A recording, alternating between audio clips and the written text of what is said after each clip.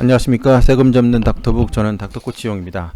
자, 지금 6월이 시작됐죠. 2020년 6월이 시작돼서 지금 세금 신고하시느라들 정신들이 많이 없으실 겁니다. 저희도 지금 이제 고객분들, 원장님들 도움 드리느라 좀 영상이 좀 늦게 올라갔는데요.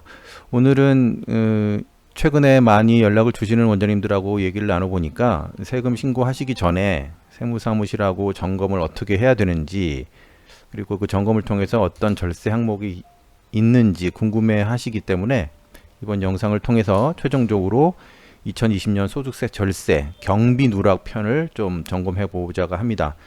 자, 여기서 보시는 것처럼 현재 오늘 지금 제가 말씀드릴 거는 일단 필요 자료가 있습니다. 소득세를 점검하기 위해서 필요 자료가 있는데, 여기 보시면 이제 소득세 전략 1편, 2편이 있어요. 1편, 2편을 좀 보고 오셔야 좀 이해가 되실 수 있을 겁니다. 왜냐면 이제 과세 표준이란 말도 나오고 또 다소 복잡한 내용이 될 수가 있어서 이 클립 자체가, 비디오 클립 자체가 길면 안 되거든요. 원장님들이 공부를 길면은 지루하시니까 짧게 담다 보니까 오늘은 과세 표준이 무엇인가 굉장히 중요한 얘기인데, 이런 내용들은 설명드리기가 시간이 없을 것 같습니다. 그래서 소득세 전략 1강, 2강을 수강을 하고 오시면 이제 충분히 아실 수 있어요. 그러면은 지금부터 2020년 소득세 절세 경비 누락편 점검 자료와 실제 어떤 경비를 절감을 받았는지 그런 내용들을 좀 예시를 들어서 설명을 드리겠습니다.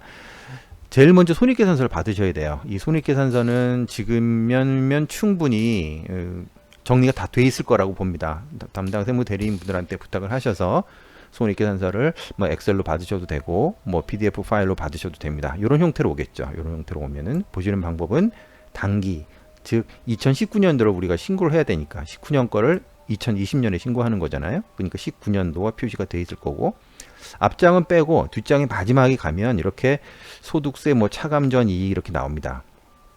그 다음에 소득세는 계산이 안 됐으니까 블랭크로 돼 있을 거고, 경우에 따라서는 이런 식으로 요 38이라고 보여주는 경우도 있는데, 이거는 이제 원장님이 이제 1강 때 제가 말씀드렸던 소득률이라는 의미예요. 그러니까 38%를 소득이 발생한 병원이고, 당기순이익이 6억 6,200, 맞네요. 6억 6,200 정도, 세금 많으실 것 같아요. 그럼 6억 6,200 정도가 나온 겁니다. 이걸 기준으로 요게 이제 요로 가는 거예요. 그러니까 이제 무슨 뜻이냐면, 제가 이게 상관관계가 있는 병원은 아닌데, 그 원장님들이 손익계산서를 받으시면 마지막에 이제 이런 당기순이익, 소득세가 없다면은 똑같을 거 아닙니까? 소득세를 차감한 전이익과 당기순이익이 동일하죠. 그럼 얘가 결국엔 이제 요로 가는 거예요. 그러면 양쪽은 다른 병원이지만 6억 6,200이 이제 일로 간다는 겁니다. 그러면 이제 이 금액이 일로 가서 어떤 과정들을 가지고 내려가는지 이 부분을 아셔야겠죠. 그러면 소득금액이 나오죠. 지난 1강 때 제가 말씀드렸지만 소득금액과 수익금액은 달라요. 이분도 소득금액이 6억 6천이니까 매출은 최소한 8, 9억은 되겠죠. 자, 그 상태에서 소득공제를 빼주죠. 소득공제. 소득공제는 아시는 것처럼 인적공제, 보험료 공제, 이런 예전 공제들이 있죠. 소득공제, 노란우산공제 이런 거. 그거를 빼주면 비로소 이제 과세표준이 나오죠.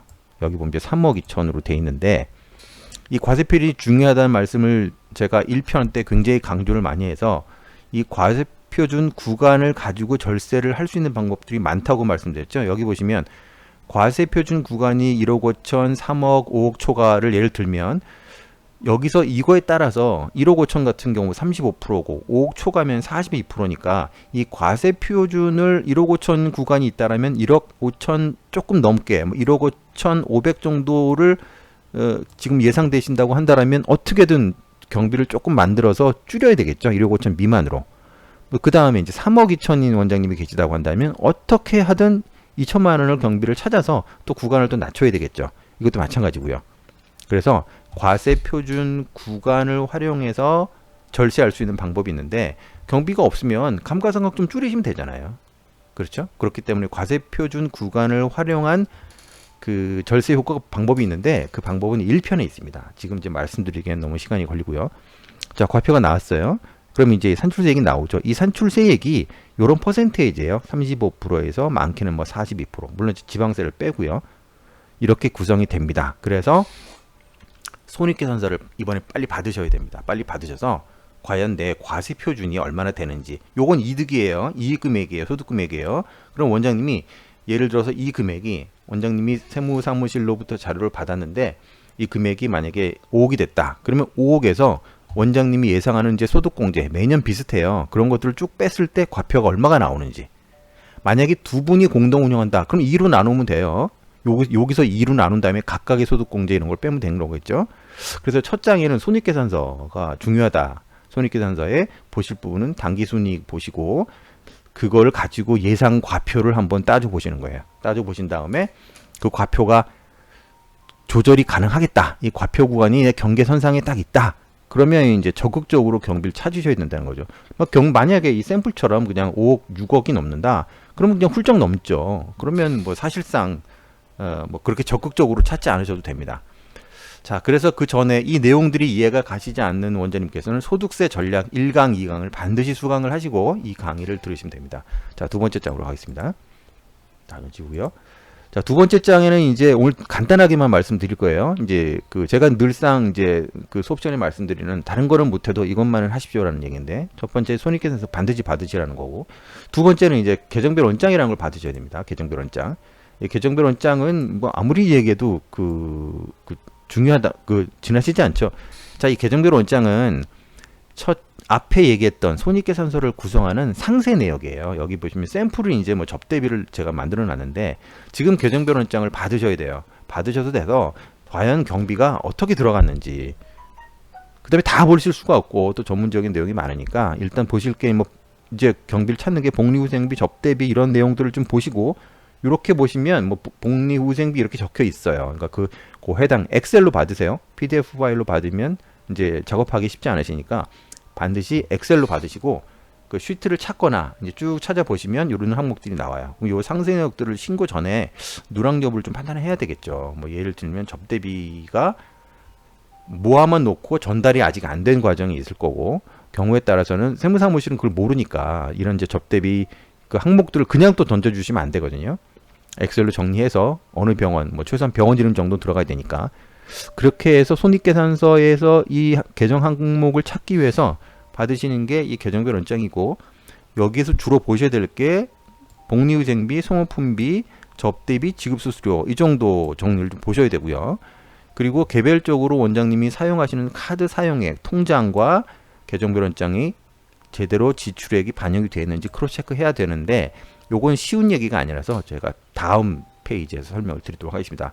자, 그러면 계정별 원장 꼭 받으셔야 됩니다. 엑셀로 받으세요. 엑셀로 받으셔서 제가 최소한 말씀드리는 요 항목들, 요런 항목들 정도는 제대로 들어갔는지 월별로 한번 보시기 바랍니다. 자, 다음 페이지 볼게요. 자, 다음 페이지는요. 자, 실제 저희가 이제 5월에 신고를 도와드렸고, 이제 6월에 이제 신고가 시작이 되잖아요. 그러면 닥터북을 사용하시는 분들이 이제 문의가 오시죠. 이렇게 준비를 했고, 이렇게 했는데, 뭐 어떻게 했으면 좋겠는가. 그래서 저희 쪽에 이제 의뢰가 오신 분들을 저희가 정리해서 절세된 사례들을 좀 보여드릴게요.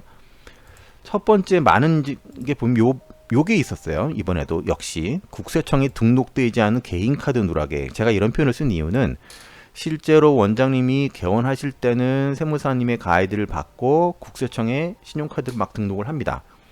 그런데 중간에 카드를 분실해서 다시 받게 되는 케이스가 있거나, 아니면 이런 케이스도 있어요. 제가 지난번에도 말씀드린 경험 기억이 나는데, 카드를 원장님께서 판단을 하세요. A카드는 개인카드, B카드는 사업용 카드, 이렇게 구분을 해서 이분법적으로 사용하셨는데, 저희가 A라는 개인카드를 받아서 조사를 해보니 실제 이렇게 다 들어가 있었어요. 접대비, 복리후생비, 교육훈련비 등으로 충분히 반영이 될 내용들이 있었음에도 불구하고 원장님께서 이분법적인 사고를 하시다 보니까 빠진 겁니다. 그래서 이번엔 저희가 넣었고요.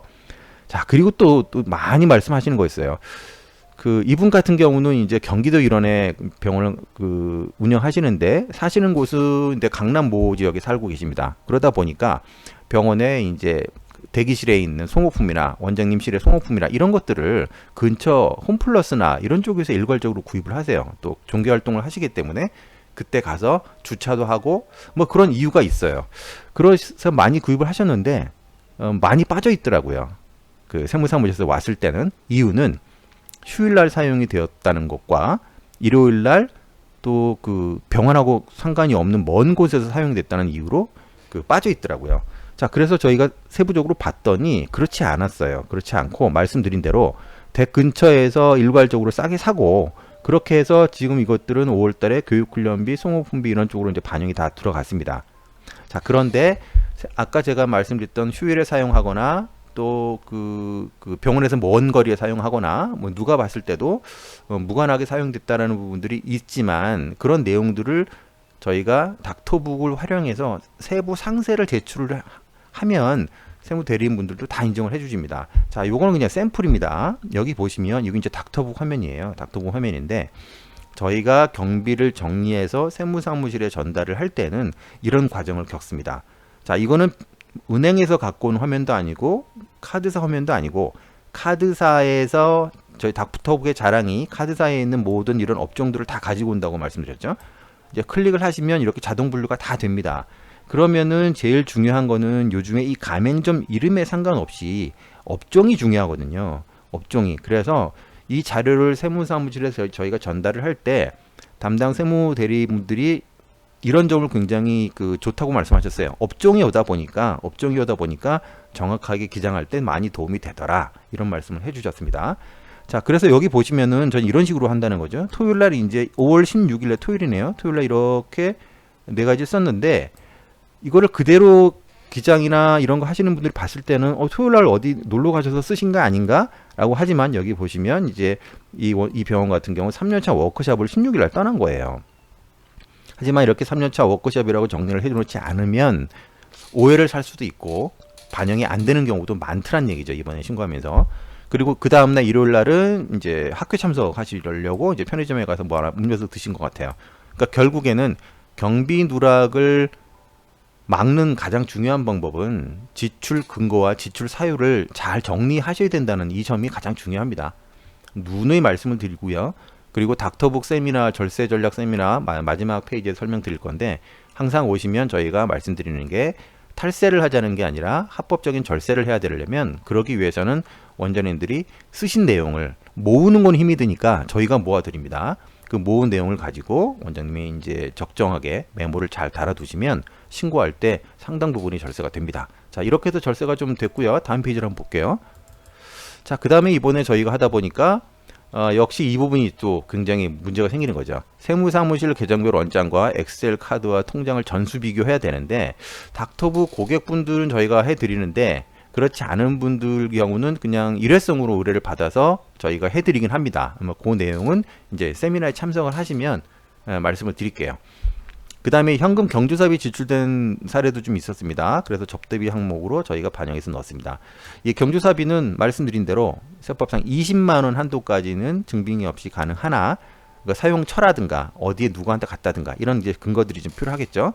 이제 그런 것들을 정리하는 이제 뭐 엑셀 양식이라든가 이런 내용들이 이제 닥터북에 있는데, 없다고 하셔도 엑셀로 정리해 두시는 게 좋습니다. 많이 빠지시는 것들이 있어요. 자, 그 다음에 이제 제가 이번에 하면서 6월 달에도 마찬가지지만 이 세액공제 굉장히 중요하죠. 원래 제가 이 3편을 세액공제만 위주로 하려고 했는데, 그것보다 이제 지금 말씀드리는 내용이 좀 더 중요할 것 같아서 저희가 이걸 그 방송을 하는 거고요. 세액공제에 대한 내용은 이제 그 병원에 관련된 세액공제가 이제 여러 가지가 있습니다. 이제 가장 최근에 많이 하시는 거는 고용에 관련된 부분이죠. 우리 병원이 고용이 계속 늘어왔다. 그렇다면은 세액공제 금액이 굉장히 커요. 그래서 이제 담당 세무사분한테 신고 전에 꼭 한 번 더 우리 병원에 세액공제가 문제가 없는지 반영이 됐는지를 꼭 한번 말씀을 하시기 바랍니다. 자, 시간이 뭐 많이 갔네요. 평상시보다 좀 영상이 길어졌는데, 자, 마지막입니다. 저희가 지금 신고 처리다 보니까 저희가 6월 달에도 세미나를 진행을 하려고 합니다. 이유는 6월 말까지 전략 세미나를 하려고 하는 이유는 6월 말까지 경비는 잡아낼 수 있으니까, 지금 간단하게 소개해드리면 저희가 지금 절세 전략 세미나를 하고 있는데 6월 달에는 경비 전략, 그러니까 경비 누락에 관련된 부분만 이제 2차례에 걸쳐서 하고 있습니다. 혹시 뭐 그 세미나의 내용이라든가 일정이라든가 뭐 이런 방문 세미나 여부가 궁금하시면 저희 경영지원팀으로 전화해 주시고요. 세미나 때 활용하는 방법은 닥터북 절세 활용법 설명해 드리고요. 중요하게 또 가장 많이 궁금해 하시는 내부 결산 프로세스 매뉴얼, 자, 회계가 전공이 아니신 분들이기 때문에 닥터볼 통해서 아주 쉽게 결산을 하실 수 있는 프로세스 매뉴얼이 있고요. 자, 골치 아프죠? 외상매입처에 도대체 얼마를 주고 얼마를 받았고 얼마를 더 세금 계산서를 끊어야 됐는지 이런 내용 골치 아픈 거 닥터북에 정리해 드리고요. 자, 비보험과 같은 경우 피부과, 치과 이런 내용들, 성형외과 같은 경우는 정기적으로 국세청의 시각에 맞춰서 모의 세무조사가 진행이 되는데 닥터볼 통해서 자동적으로 진행할 수 있는 방법들이 좀 있습니다. 자, 그래서 오늘은 2020년 6월 말까지 소득세 신고를 함에 있어서 경비 누락을 최대한 잡아서 절세할 수 있는 방법들에 대해서 그 영상을 올립니다. 자, 자세한 또 기능이나 이런 부분들은 다음 시간에 또 뵙도록 하겠습니다. 감사합니다.